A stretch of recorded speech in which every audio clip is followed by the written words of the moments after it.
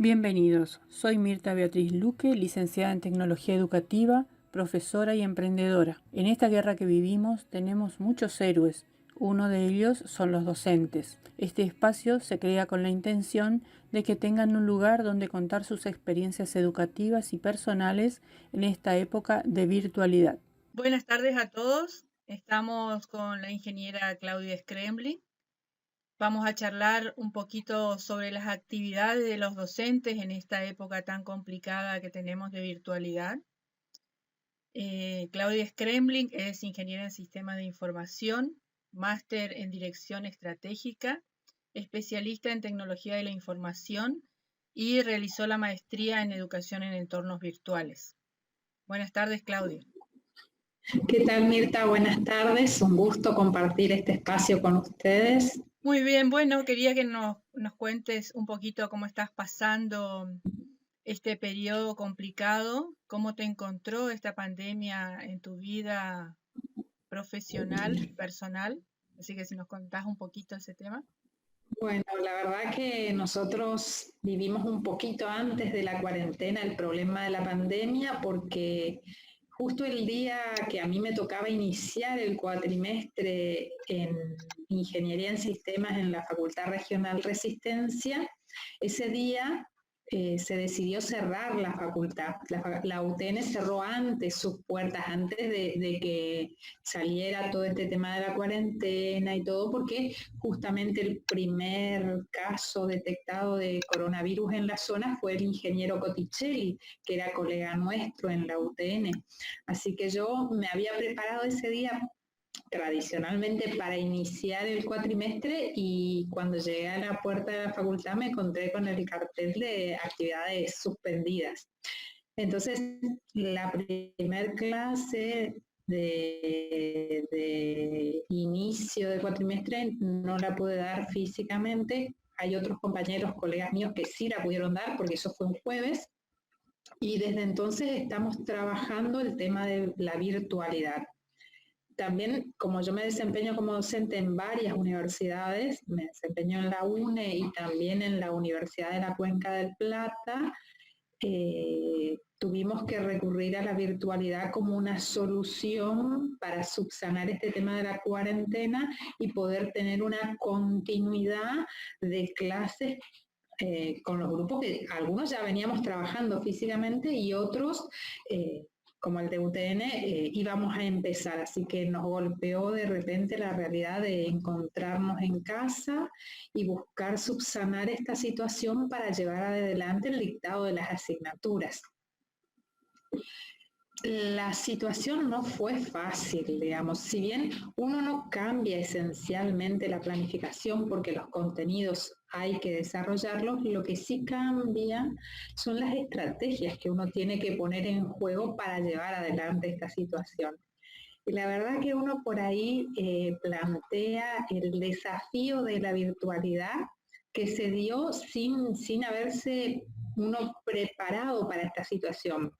Nos sorprendió a todos porque uno normalmente va trabajando el espacio, la vinculación con el estudiante físicamente. Estamos acostumbrados a dar clases presenciales y de repente encontrarnos con que sí o sí había que darlas virtuales fue un desafío tanto para nosotros, los profesores, como para los estudiantes. Y la verdad es que es una gama de situaciones diferentes. Por ahí para los alumnos del área informática, como son los chicos de la tecnológica, que son naturalmente técnicos que manejan estas herramientas, por ahí el paso a la virtualidad para ellos no fue tan difícil. Lo que sí me costó mucho la implementación de la virtualidad fue en otro tipo de alumnos que tengo. Yo también doy informática en la licenciatura en psicología en la Universidad de la Cuenca, acá en la sede Resistencia, y con ellos fue más difícil, porque es muy difícil enseñar informática a quien no tiene formación y decirle, mira, hay que hacer esto en un programa. Fue buscarle la vuelta y tratar de que puedan desarrollar las actividades lo más parecido que a uno lo haría si estuviese con ellos en el laboratorio enseñándole a usar un software, llevarlas a una clase virtual.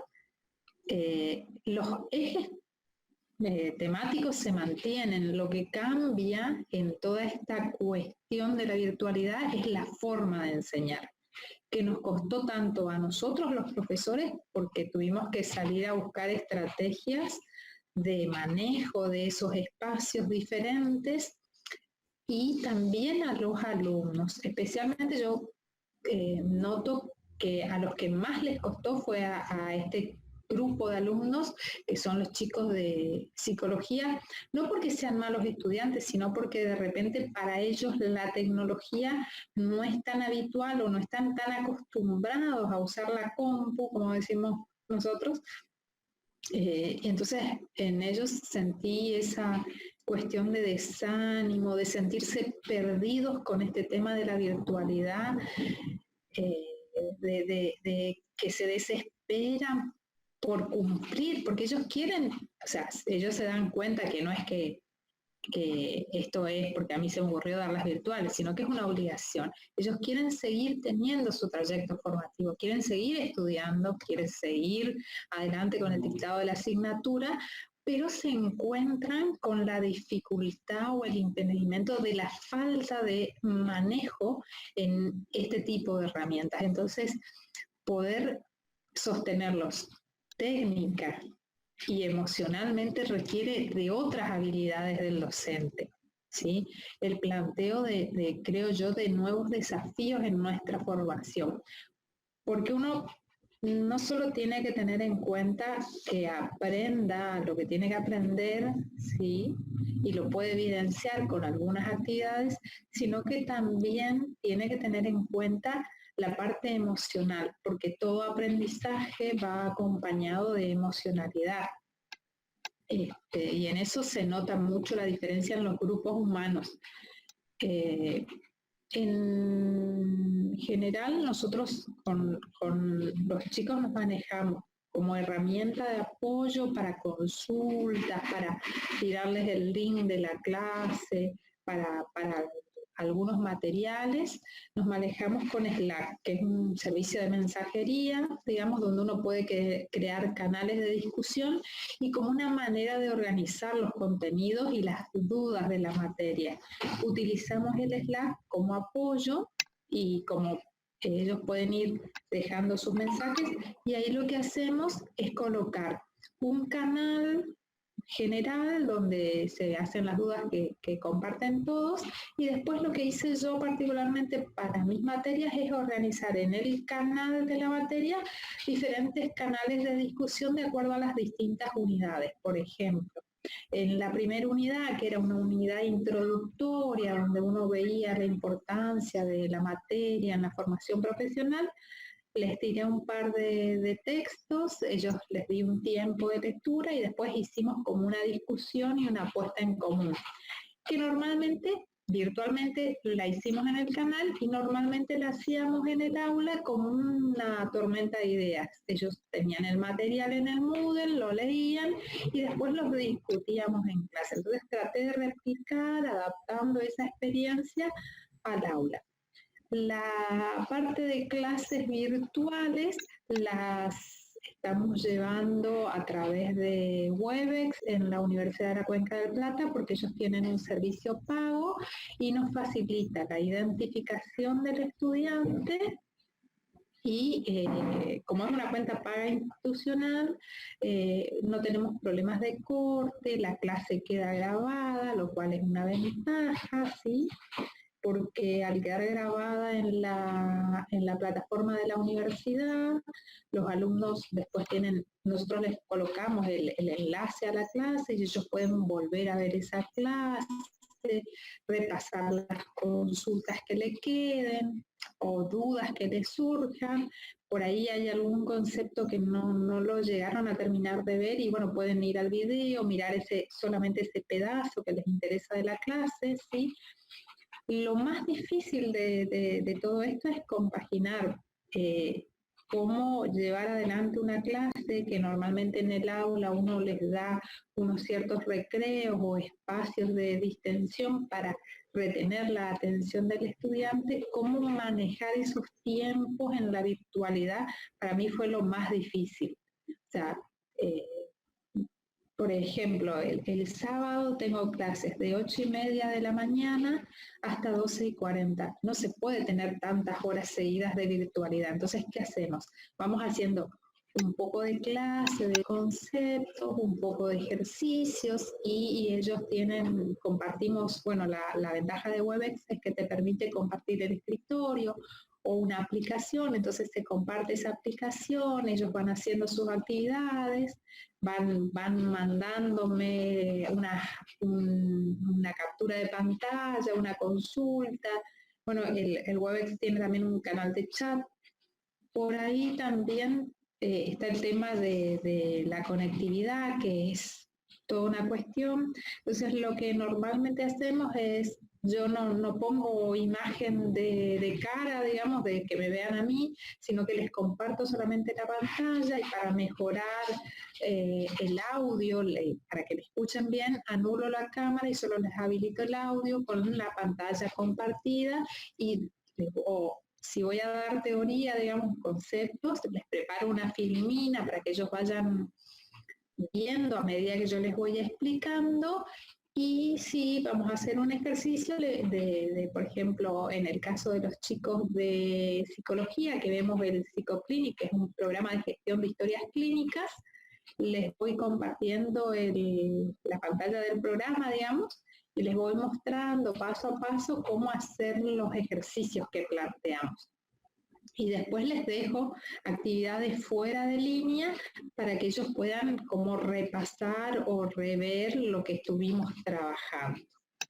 ¿Cómo los ves a tus colegas? Y hay variedad. Yo al trabajar en varios lugares tengo como variedad de colegas. Los que son del área informática es como que habitualmente manejan más este tema, les resulta como más fácil. Igual en informática, a los que son del área más técnica, digamos, no les cuesta el manejo de la virtualidad. Lo que por ahí nos entra la duda, y que es el tema que discutimos, y eso se da tanto en los que no son tan del área técnica como los que somos del área técnica, es el tema de la evaluación. Es toda una cuestión que se plantean los docentes para poder calificar al alumno, porque por ejemplo en UTN nosotros hace un par de años tenemos aprobación directa de la materia. Entonces, ¿cómo vamos a evaluar a esos alumnos si esa materia, una vez que se evalúa y si sacan 6 o más, queda como aprobada? Entonces, lo que nos ha pedido, y eso está en discusión todavía, la directora de carrera de UTN, es que evaluemos cómo vamos a evaluar, si valga la redundancia, o sea, qué mecanismos vamos a utilizar para darle una calificación a ese estudiante. Yo mucho de eso ya lo trabajé porque yo vengo trabajando desde hace un tiempo, porque a mí personalmente me interesa una evaluación formativa. Nosotros trabajamos mucho el tema del aula virtual en Moodle, tenemos implementado cuestionarios, autoevaluaciones, foros de debate virtuales que se hacen extra aula física hasta ahora. Y con este tema de la pandemia, lo único que hicimos fue seguir con esa evaluación sumativa, digamos, y al final planteamos, estamos viendo, en realidad discutiendo con el jefe de trabajos prácticos, que es el ingeniero Vera, para ver de hacer un trabajo integrador que a nosotros nos permita dar cuenta de que los alumnos realmente han aprendido la materia. Pero los docentes están en esa duda de que si me copia, si me hace un copy-paste en la evaluación que yo le voy a armar. Hay mucha duda en cuanto a lo que el alumno logra incorporar como conocimiento a la hora de evaluar, sobre todo por la inexperiencia en este tipo de manejos virtuales, ¿sí? Nosotros no tenemos conciencia de la responsabilidad que tiene que tener el estudiante a la hora de hacer un examen. que es algo muy típico de nuestra zona, digamos.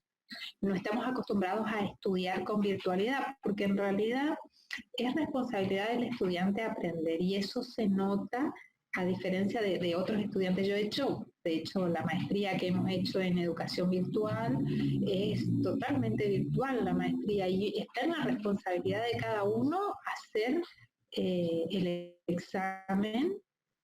Vos habrás cursado también, he hecho los exámenes y uno no copia. ¿Por qué? Porque uno tiene la responsabilidad de que uno no está para el papelito del título, sino que uno lo que quiere es lograr el conocimiento para poder desempeñarse en la vida profesional.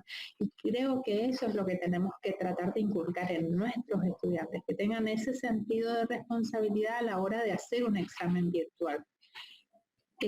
Yo creo que pasa por ahí, por una cuestión de cambios culturales que uno tiene que lograr en el estudiante y en el docente, porque de los dos lados hay que hacer como un cambio de mentalidad, buscando que la virtualidad sea una herramienta para mejorar la formación y para tener más oportunidades de formación. De hecho, yo ahora estoy encarando un doctorado que me interesa mucho, un doctorado en educación, y es totalmente virtual, solamente tiene la etapa de investigación que es física, porque el trabajo de campo no se lo puede hacer virtual, pero en general el cursado es virtual y la verdad que me resultó muy interesante. Yo creo que es lo que se viene, digamos, nosotros tenemos que cambiar nuestra cultura de educación. ¿Y se te presentó el caso de que los alumnos no tengan acceso a la tecnología o a herramientas que vos proponés? Sí, de hecho yo he probado Slack, trabajo con Webex en la Universidad de la Cuenca porque es obligatorio, es lo que te ofrece la facultad, pero en la UTN nos dan la libertad de usar cualquier herramienta. Y bueno, he usado Jitsi, he usado el Handbook de Gmail, digamos, buscando mejorar la conectividad, porque hay estudiantes que tienen muy mala conectividad de internet en sus casas, entonces, por ejemplo, no se bancan Webex. En ese caso, a mí me dan la libertad de usar otra herramienta. Puedo usar Google Meet, Jitsi. Usé Jitsi con los de UTN y ellos se quejaban de que era muy lenta la transmisión y el sonido de la voz era muy malo.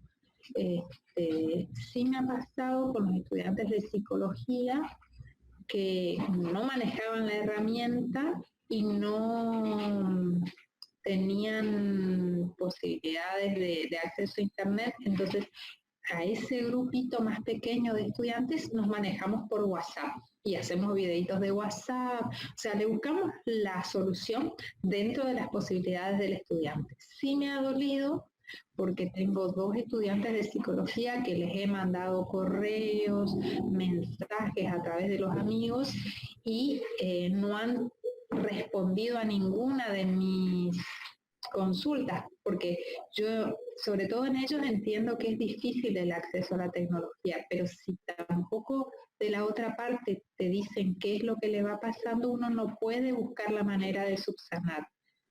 En mi caso particular, creo que todos los alumnos tienen correo electrónico, porque de hecho se registran con su correo electrónico y un teléfono. Así que yo creo que también es comprensible el problema por ahí de la conectividad a Internet.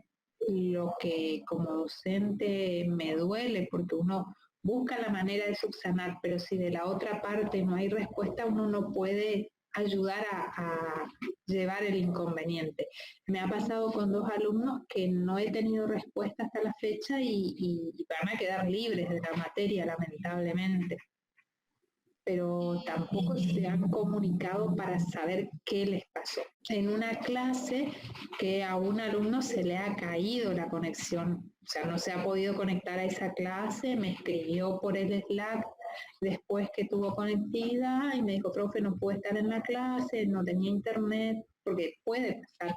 Bueno, le digo, no te hagas problema, estas son las pautas de la clase, te queda la clase grabada, mírala, fíjate. fíjate el material que está en el aula, trata de hacer las actividades y cualquier dificultad nos conectamos. Y uno puede ir resolviendo ese inconveniente, pero tiene que también venir de las dos. O sea, yo estoy dispuesta a colaborar porque entiendo que es una situación difícil de sobrellevar para todos, pero también tiene que el alumno poner su parte, decirme, el profe, tuve este problema, entonces uno puede darle una mano. Sí, ¿y se viene el aula como la conocemos? ¿Cómo va a cambiar? ¿Cómo se viene el 2021? Mira, ¿Qué pensás vos? yo quiero creer que nos tenemos que acostumbrar. La virtualidad facilita muchas cosas. Yo creo que no va a dejar de existir nunca el aula física mientras no exista un cambio cultural. Pero de que es necesaria la virtualidad, porque nos va a permitir expandir nuestras fronteras del conocimiento, ¿sí? No sé si tenemos la infraestructura y la cultura de educación como para decir el año que viene va a ser todo virtual, pero lo que te muestran la tendencia educativa, digamos, es que la virtualidad es un hecho y cada vez más universidades, centros educativos van teniendo ofertas virtuales. Porque ¿qué tiene la virtualidad? La virtualidad tiene la comodidad de que uno puede organizar sus horarios y disponer de esos espacios que por ahí físicamente no son tan accesibles y poder aprovechar ofertas educativas que si uno tiene que trasladarse físicamente serían muy onerosas. Así es. A mí me parece que es la tendencia. Sí. ¿Y qué consejos le darías a tus colegas, a aquellos que todavía les cuesta un poco, que no se animan? ¿Qué le dirías? Un Y en mensaje. principio, que se animen. O sea que no es tan difícil, digamos. O sea, tampoco es, digamos, soplar y hacer botellas, ¿sí? Yo creo que es un conjunto de cosas. Sí va a costar porque es necesario poner mucho de uno para llevar tu clase a la virtualidad, ¿sí? Es necesario estudiar, prepararse, preparar nuevas herramientas, pensar una manera diferente de hacer las mismas actividades del aula física y llevarlas a la virtualidad. O sea, tratar de plantear estrategias de acuerdo a la materia que uno tiene y a la población, que es un poco lo que uno hace como docente en el aula física, adapta al grupo el desarrollo de la asignatura, pero hay que animarse, no es tan difícil y tan imposible, es cuestión de sí buscar formarse, prepararse y tratar de llevar adelante. Y siempre hay algún colega que ya tiene una experiencia previa, hay cursos, muchos ahora con el tema de la cuarentena, hay muchos cursos gratuitos que uno podría aprovechar para formar parte de ese cambio. Y hay que animarse y tratar de prepararse porque para mí es necesario el cambio y es la tendencia y es lo que nos está mostrando la sociedad, que las clases virtuales son una realidad que ya están bastante implementadas, con ofertas muy interesantes, tanto de formación docente como de formación técnica. Bueno, Claudia, te agradezco por tu tiempo, te agradezco por tus palabras y te pediría si podemos darle un aplauso a nuestros héroes docentes desde acá, desde nuestras pantallas, Obviamente. a todos los que se animaron. Que hacen el esfuerzo por subsanar esta situación que hoy nos toca vivir, de todos los ámbitos, el docente, el estudiante, los padres que acompañan. Muy bien, muchas gracias. Hasta otro momento. No, gracias a vos. Nos vemos. Chau, chau. Chao, chao.